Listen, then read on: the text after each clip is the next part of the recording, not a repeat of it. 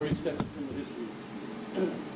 He's had 11 bookings, felony bookings, in which 3 he's been convicted on out of the 11. He's had 4 misdemeanor bookings, which 1 with a conviction of 1. Currently, he has 2 strikes with 1 super strike. He's actually out right now on 5-year formal probation for that super strike, which is actually a murder case. He's out on probation on that right now. We had to work pretty much 24/7 around the clock the last few days to get to yesterday's appointment with the DA over in Compton to get charges presented and to get violence presented against Mr. Black.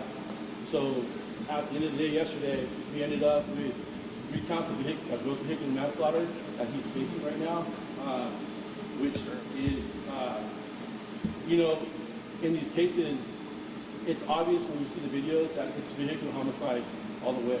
We've got an individual driving at speeds upwards of 100 miles an hour in 35-mile-an-hour streets and blowing red lights, and then ultimately just basically roulette and then hitting the car before keep traveling through, T-boning them and killing people, injuring people. So it's one of those things where we were going back and forth of what's going to be the appropriate charge, and the kind of little meetings with the DA, the filing DAs. So based on this case and overall the amount of time that we had to do to try to get this case ready, we had to get this. Right now we're at gross vehicular manslaughter. There is a chance that once we get more information, like we're waiting for returns on search warrants, we have DNA stuff that we're waiting on, more videos and some other evidence, other witnesses that we're still trying to track down. This case can be bumped on more search warrants, but right now it's there. It's where it's at right now with those 3 counts. I want to say this too. It's been a pretty busy weekend. While we're on this case, the last few days, later that night, Saturday evening, going into Sunday morning, the 27th, about 1 in the morning, we had another similar scene where a young man, 17-year-old Josue Mendez Portillo, was also killed by a speeding driver that we believe ran a red light. He was traveling in the vehicle when eastbound on Adams Boulevard, going to the intersection at Arlington, in a car speeding, again, with like probably 80, 90, 100 miles an hour, runs red light, T-bones his car, kills him on impact, and I believe he was with a family friend who she survived, she was transported. The suspects in that case, their car went off the road into the sidewalk and into a wall from the apartment building. They were injured, but they actually got out of the car and took off, so it was a hit and run. We're currently working that case right now. We have suspect identified, and that's all being put together. But these were pretty much running side by side as the weekend went on. And then unfortunately last night, we had another individual pass away traveling on La Brea, high rate of speed. It was a solo TC, lost control. I believe crashed into a pole. I think the serious car in half. Who was dead at scene, and it was a little nerve-wracking at one point this morning because there was a baby seat in the car and a lot of fresh stuff in the vehicle that would make you think that there might have been a child in the car, diaper bag, food, clothing, stuff, and shoes. So there was a little bit of a search because of the area where this collision happened that had a little child might have been ejected or tossed from the vehicle, but I think thank God they were able to confirm that there was no one else in the vehicle. But the underlying thing here is that speed is just killing people in the city. It's just out of control. The amount of speed, the amount of collisions that we're having happen on a day-to-day basis because of speed. And I don't know, something has to be done. And I know for us right now, when we get these cases one at a time, my promise, and everybody behind me is that I promise on everyone, if you're doing that here and you're speeding and you put everybody in danger and you crash and injure somebody or kill somebody, you're gonna go to prison. And Mr. Black, I can be comforted by that. He's going to prison. This case, although he has an extensive criminal history and he has all his strikes and everything, this one right here, I'm 100% confident he's going to go to prison. And this match should never, ever come out and see the light of day. It doesn't bring back the victims.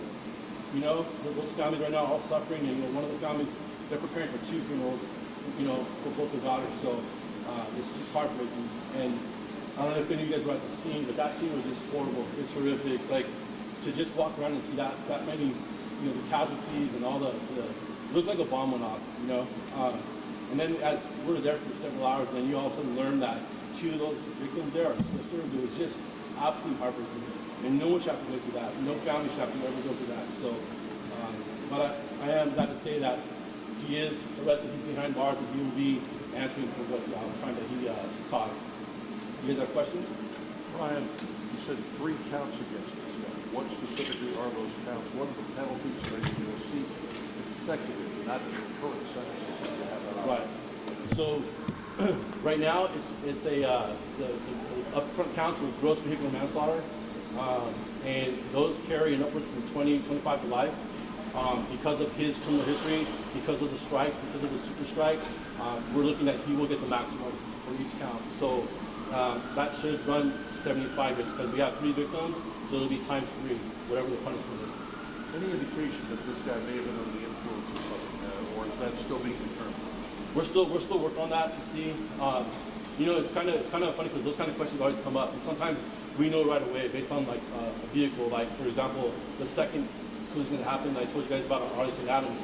There was obvious signs. There was stuff in the car, around the car, bottles of alcohol, the odor of alcohol. But sometimes, like in this one, it's almost worse that there isn't any kind of alcohol or DUI. It's actually worse that you're actually sober and you're actually driving like that, sober. I think that's even worse than actually you're being under the influence or drunk. Because who's going to get behind the wheel and drive 100 miles an hour and run red lights? Any indication how long this guy had been running at that speed? I mean, are there other traffic cameras that showed him on Vermont as he's coming down? How long had he been going at that speed? Any idea? Yes, sir. So, part of our thing in a case like this is we want to see the behavior of the suspect, the driver of the vehicle, prior to the collision. So, on this one, we started going backwards prior to the impact. So, we have him mid-block, Vermont, about 100 miles an hour, just going north, and then ultimately we get down to, which you guys will have video of it, Imperial in Vermont, which is pretty busy intersection, Imperial in Vermont, and he's coming northbound. He actually passes all the cars that are stopped at the red light on the right turn lane, and with a high rate of speed, and just blows through the red light. And that's probably maybe 20 seconds before he runs the red light at a Century. So he's just going through red lights without a care in the wheel. So, that's why we felt it was really crucial that this guy had to be stay behind bars for one, because if this individual gets released, who knows, he's just going to get into another car and just do the same thing. He already proved that he doesn't care. So, it's feel a little bit safer that this guy is behind bars right now. Detective, you believe that based on his previous arrest, and I believe it was a murder charge, where he was a shooter, that he should have been locked up during this period of time, and therefore our victims would be alive. Do you agree with that? It's you can always say that, right? If you're in prison, you're in jail, and you're not out there to commit the crime that whatever happens. But to be fair on that was a case that the county, the sheriffs are handling, investigating. I think it might be still ongoing, but he was not the shooter in that case. He was in the car. What he's referring to is one of the strikes, and I know some people ask, what's a super strike? And it's basically a hard, serious felony, like so a murder, a rape, killing a police officer, something that's really serious crime, a manslaughter. So that case, just from what I know of it, because we have to dive into the history of our defendants here. He was in the car with some of his friends. I believe they were from the same gang, and they were driving around. They were looking for a revenge shooting from another rival gang member. It was in the morning time, and they're driving around. From what I know of the case, they're filming each other on like one of the social media platforms. So I don't know if it's Instagram Live or something, but they're going live filming while they're actually looking for this person that they want to kill. And so they go in the morning, they do a drive-by at a house. I believe there's no hits. I don't think it was hit, but they continue on the little shooting spree. They eventually get into the county somewhere, and they find an individual. I think it was a rival gang member or so. They do another drive-by, they shoot, they kill him. My understanding, Mr. Black was not a shooter in that case, but he was in the car. And for whatever reason, they felt he was awarded, I think, a plea deal, if I'm not mistaken, and he's out on 5 years formal probation. So while out on probation, right here in this one, this happens. So, I would say, yeah, I could go back and you could look at his criminal history and say, look at several cases and say he should have been doing time on this one, or this robbery that he's been with, and yeah, absolutely. And it is frustrating to see that. And not to mention, in this vehicle on Saturday morning that they were in, the Mercedes-Benz that struck and killed our 3 victims, we recovered a loaded firearm from that car. So not only driving like that, but you're driving around with a gun you're not supposed to have, you're not supposed to be around on probation. It's not even supposed to be in the car next to you. So whether the argument would be, is it mine or not mine or someone else's, you're not even supposed to be in the car with you. So yeah, it is frustrating. Detective, you said in this crash you kind of got in his car? Yes, sir.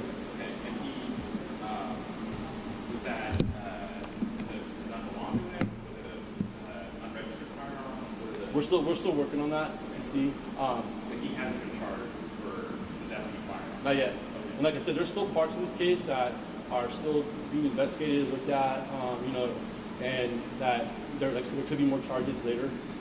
It could go in different directions, but initially, right now, just on the front end of it, we had to kind of expedite this done because I said this guy's so dangerous. We didn't want him back on the street, so we had to do these last few days so that to make that happen and prevent it from being out there. How big a problem are these speeding crashes? It sounds like since COVID maybe it's gone up. I mean, we seem to be doing these press conferences more and more. I mean, can you address that, please?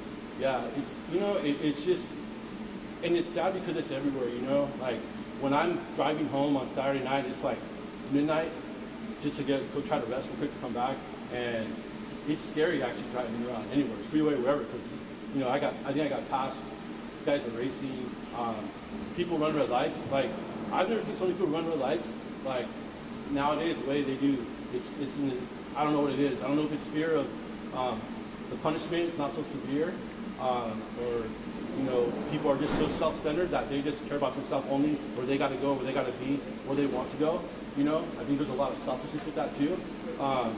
But there it is. Right now, after this weekend, after last night, I believe we're at 70, if I'm not mistaken, fatalities just here in South Traffic for the year. And I want to say of the 70, I think, if I'm not mistaken, I got to look, but I know at least half of them are attributed to speed, if not more. And, you know, it's just, I just don't think people have them as an option to slow down. Everybody goes fast or they go faster. But no one thinks like, oh, I can actually slow down actually. Or I can actually hit my brakes. That's another option. You can actually hit your brakes. You don't have to like just keep going. But it just seems like nobody does that anymore.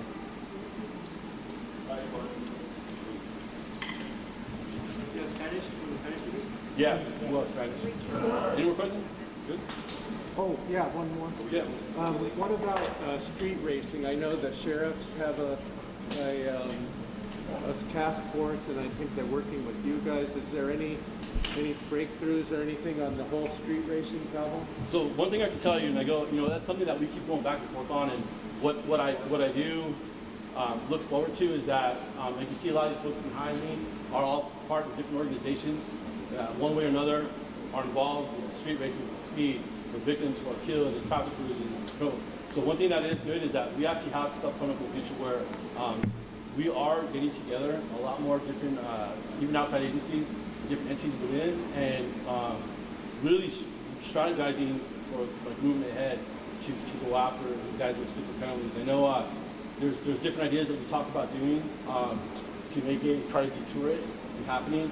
A lot of it's going to be like through the legal system with like stiffer punishments and fines, arrests, and so we're in the works of doing that. What's great is that we're actually having some real conversations and meetings right now going down to figure that out and to move forward. And we're looking again, we look at these cities around us and other states that have success and be able to have make some progress with that.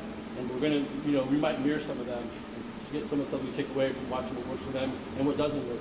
But I know it's something that we definitely have not steered away from. Like, we want to make sure that we do something about it because it's problematic every week. And, you know, the same goes for those guys. If you're in that world, in that culture, and you're speeding, you're going to use your vehicle to where you can't control it, you basically turn your car into a weapon. And like I say, the same goes for them. You're going to go to prison. If you do something bad and you hurt somebody or you kill somebody, you will go to prison. I guarantee you will. So this is just not the time to be doing that. And like I said, I wish people use better judgment and slow down. But yeah, we'll see. But yeah, we have a lot of stuff in the future that we're working on to combat that. I feel actually really good about it. I think we're going to make hopefully a little bit of progress with that whole thing. Thank you. Yeah, yes sir. Thank you guys. English media, are you going to remove the mics before I start this batch? Anybody else? We can wait for you. No worries. Yeah, we can please.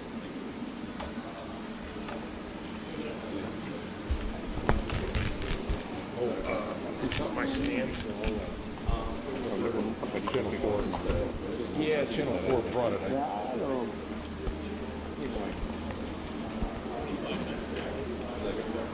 Okay. Complete the sentence.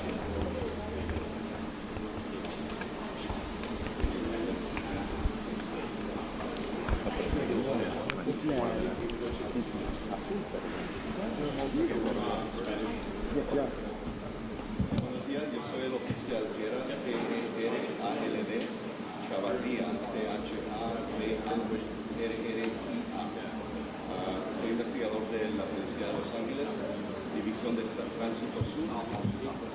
Estamos aquí esta mañana acompañados por miembros de organismos